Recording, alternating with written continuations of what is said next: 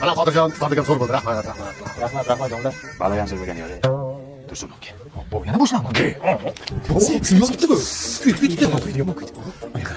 Ertaga uyimizda iftorlik qilamiz. Bunikidan zo'r bo'lishi kerak. Dasturxonda ham bunikidek yo'q narsa bo'lishi kerak, tushundingmi? Tutyapti yana. Ochyapti, ochdi, yomon ochdi. Bo'ldi. Domlajon, ertaga mana shu tashlab bizga iftorlik o'tasizlar. Tezda bo'yi yeb ichar bo'ladi. Lekin bu unchalik zo'r bo'lmadi, xafa bo'lmang.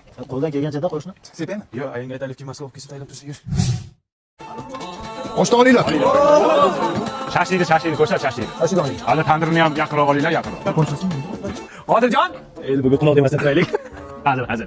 Kecha uyingizda iftorlikda oshingizga qanaqa go'sht soldingiz? Tovuq go'shti. Tovuq go'sht. Kulba bordim solganda. Biz endi qo'y go'sht soldik. Chelli qo'yni mana shu iftorlik uchun so'ydik-da. Nech xil ovqat qildingiz kecha? 2 xil, suyuq, quyuq. Ayni sharoit shunga to'g'ri kelganda bechora. Biz endi 5 xil ovqat qilib qo'yibmiz-da. Sal oshib ketib qolibmiz-da. Qanaqa napka qo'ydingiz dasturxonga? Yupib qo'ygandim qo'shni. Yuping.